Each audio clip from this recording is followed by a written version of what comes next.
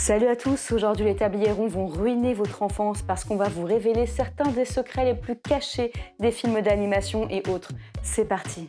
Accrochez-vous, parce que je vais vous révéler un secret que jamais personne ne vous a révélé sur La Belle et la Bête. Et oui, je vais vous révéler la véritable identité de l'Enchantresse. C'est vrai qu'on n'en parle pas beaucoup, mais il y a plein d'indices pendant tout le film sur l'Enchantresse. La couleur de ses cheveux, la couleur de sa robe, le fait qu'elle offre une rose. Ce n'est pas anodin, non, c'est très important justement. On se rend compte que l'Enchantresse est la mère des 3 triplés de la taverne des Gaston. Il y en a une qui a la robe verte, comme la robe de l'Enchantresse, comme par hasard. Une avec une robe rouge, comme la rose que l'Enchantresse donne à la bête. Et la 3e a la robe jaune, comme la belle chevelure de sa mère. Et oui, ça c'est un secret que personne n'avait remarqué et que je suis fière d'avoir trouvé. L'Enchantresse a été aussi sévère avec le prince parce qu'elle n'en pouvait plus de ses triplés. Et que du coup, comme elle voulait aller boire un coup au château et que le prince l'a rejeté, et elle l'a transformée. C'est tout simple comme ça parce qu'on punit pas un enfant de 10 ans juste parce qu'il voulait pas la laisser rentrer. Et non, c'est qu'elle était déjà fatiguée avec ses triplés à la maison. Et c'est fatigant d'être maman.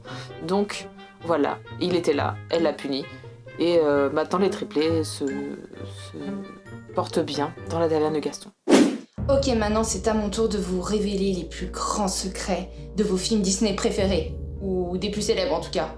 Non, même pas. En tout cas des films Disney en général alors. Ne vous êtes-vous jamais demandé pourquoi Maléfique, elle est aussi vénère envers Aurore? Juste parce qu'elle a pas été invitée à sa baby shower?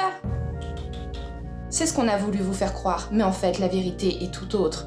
Car l'histoire de Maléfique et Aurore est en fait une histoire de vengeance! J'ai dit une histoire de vengeance!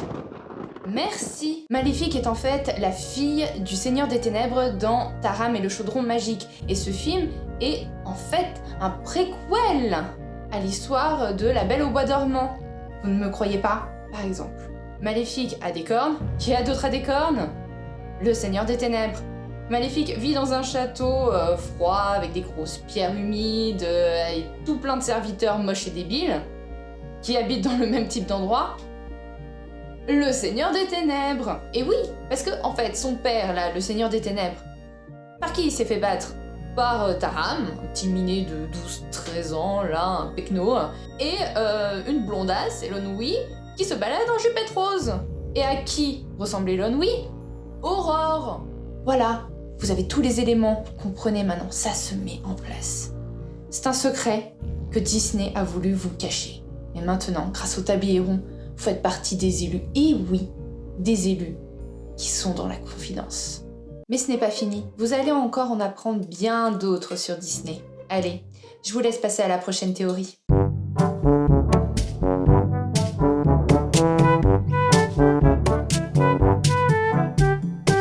Les personnages d'Encanto sont basés sur les divinités grecques. Et oui, tu pensais que Encanto et Hercule n'avaient en commun qu'un caméo dans la chanson de Louisa?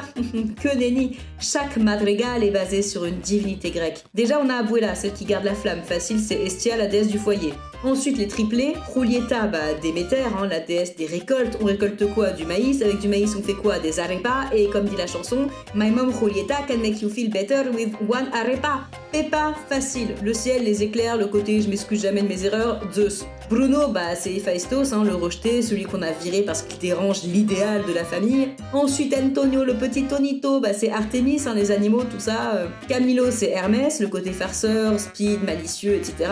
Dolores, c'est un peu moins évident, mais c'est Hadès, celle qui reste un peu dans l'ombre, comme invisible et qui galère dans sa vie amoureuse. Isabella, évidemment, Queen Perséphone, déesse du printemps, qui a aussi un côté un peu rebelle. Louisa, c'est le titan Atlas, qui porte tout le poids du monde sur les épaules. Et Mirabel, c'est Prométhée, parce que telle Prométhée, elle ramène la flamme et l'espoir à tous. Voilà, tout ce qu'on vient de dire, c'est 100% avéré, vous pouvez checker sur ce que vous voulez. J'espère qu'on n'a pas trop ruiné votre enfance et surtout, joyeux 1er avril. Bye!